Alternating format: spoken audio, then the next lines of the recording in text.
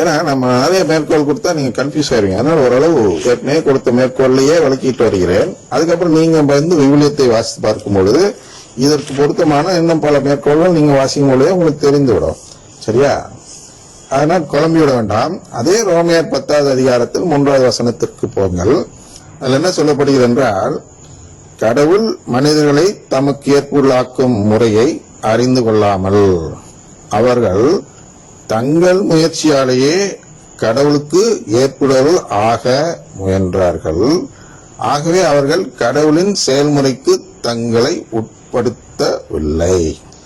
கடவுளின் செயல்முறை, இந்த கடவுளின் செயல்முறை தான் இங்க சடங்கு என்று வேறு வார்த்தை சொல்லி அதை பாவமாக காட்டுகிறார்கள். திருப்பலி என்பது கடவுளின் செயல்முறை, கடவுள் உருவாக்கிய ஒரு செயல்முறை. என்னது திருப்பலி எப்போ வந்துச்சு?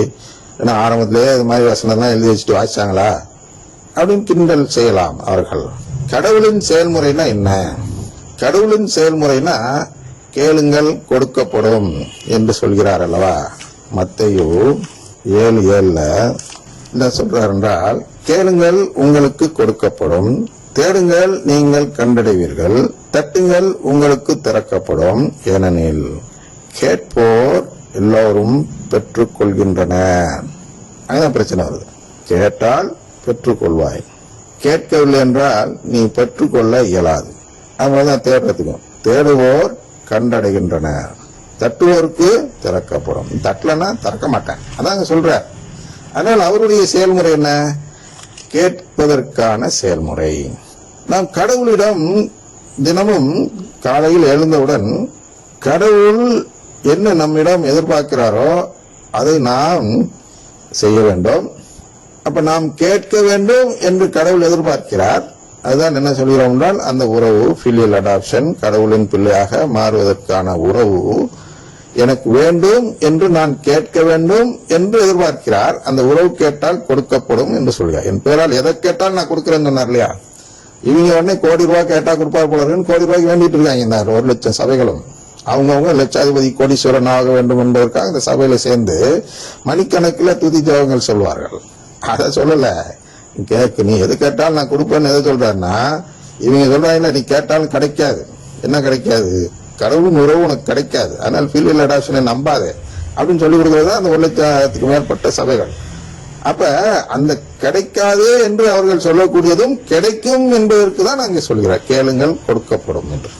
அதுதான் கடவுள் மனிதர்களை தமக்கு ஏற்புள்ளாக்கும் முறை. நீ கேட்டுட்டீங்கன்னா நான் கொடுப்பேன்.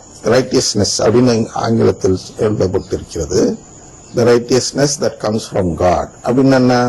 கேட்டு பெறுதல் என்ற அந்த நீதி முறை, அதன் அடிப்படையில் தான் நான் மீட்பு தருகிறேன். நீ கேட்டா தருவேன். இல்ல சீராக்ல எல்லாம் பாக்குறோம் அல்லவா? சீராக் 15 14 17 தான் அதை பாக்குறோம். மனிதர் முன் வாழ்வும் சாவு வைக்கப்பட்டு எதை விரும்புகிறானோ அவன் எடுத்துக்கொள்ளட்டும்னு இருக்குது இல்லையா? அப்ப நாம் திருப்பலிக்கு போகும்போது என்ன செய்கிறோம் என்றால், தினமும் போய் ஆண்டவரே நான் இன்று ஒரு வாழ்க்கை வாழ இருக்கிறேன் உங்கள் தயவால். இந்த வாழ்க்கையின் போது நான் பல ஊனியல்பு நாட்டங்கள், அதாவது சாவு நாட்டம் கொண்டவனாக இருந்துவிட்டால் என்னை மன்னித்து விடுங்கள். நான் உண்மையில் உங்கள் உறவை தான் விரும்புகிறேன், அதுதான் எனக்கு வேண்டும். அதன் அடையாளமாக இந்த திருப்பலியை காண்கிறேன் அப்படின்னு கடவுளுக்கு ஏற்புடைய முறையை அறிவிக்க, தெரிவிக்க, வெளி அடையாளமாக கடவுளிடம் தெரிவிக்க நாம் திருப்பலிக்கு போகிறோம். சரியா?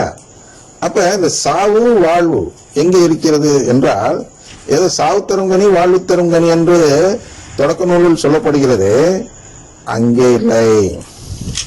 அது எங்க இருக்கிறது? இங்க இந்த உலகத்தில் எங்க இருக்கிறது என்றால், அதான் ரோமையர் 8:5-6 வாசிக்கிறோம். 7-8 கூட போலாம், வாசித்து காட்டுகிறேன். ஏனெனில் ஊனியல்புக்கு ஏற்ப வாழ்வோர் நாட்டமெல்லாம் அந்த இயல்புக்குரியவற்றின் மீதே இருக்கும். சரியா? அதுல ஒரு பகுதி 5-6 அடுத்த பகுதி. அப்ப என்ன ஆகுது? அந்த ஊனியல்பு, அந்த ஊனியல் மனநிலை கொண்டிருப்போருக்கு வருவது சாவே. சரியா? அடுத்த 7 என்ன சொல்றாரு? ஏனெனில் ஊனியல் மனநிலை கடவுளுக்கு பகையானது, அது கடவுளின் சட்டத்திற்கு கட்டுப்பட்டிருப்பதும் இல்லை. எட்டுல என்ன சொல்றாரு, அதை இருக்க முடியாதுன்னு சொல்லிட்டு எட்டுல என்ன சொல்றாரு, ஊனியல்புக்கு ஏற்ப வாழ்வோர் கடவுளுக்கு உகந்தவர்களா இருக்க முடியாது. அதுதாங்க பிரச்சனை. அப்ப ஊனியல்புக்கு ஏற்ப ஒரு வழிபாட்டு முறை வைத்திருக்கிறார்கள். எதை கேட்டாலும் கிடைக்கும் என்று சொல்லி, 1 மடங்காக நீ கொடுத்தால் 100 மடங்காக திருப்பி தருவேன் என்று கடவுள் சொல்வதை, இந்த 100 மடங்குங்கிறது அந்த உறவு சொல்கிறார், கடவுள் நிலையை சொல்கிறார். ஆனா அவர்கள் என்ன சொல்கிறார்கள், 100 மடங்கு என்று பணத்தை சொல்கிறார்கள். நீ 1 ரூபா உண்டியல்ல போட்டா 100 ரூபா பாக்கெட்ல வரும்னு சொல்றார். அப்ப அதை ஊனியல்பு நாட்டம் என்று பார்க்கிறோம். எனவே அவர்கள் தேர்ந்தெடுப்பது சாவு இல்லையா? ஊனியல் மனநிலை கொண்டிருப்போருக்கு வருவது சாவே, ஆவிக்குரிய மனநிலை கொண்டிருப்போருக்கு வருவது வாழ்வும் அமைதியும் ஆகும்.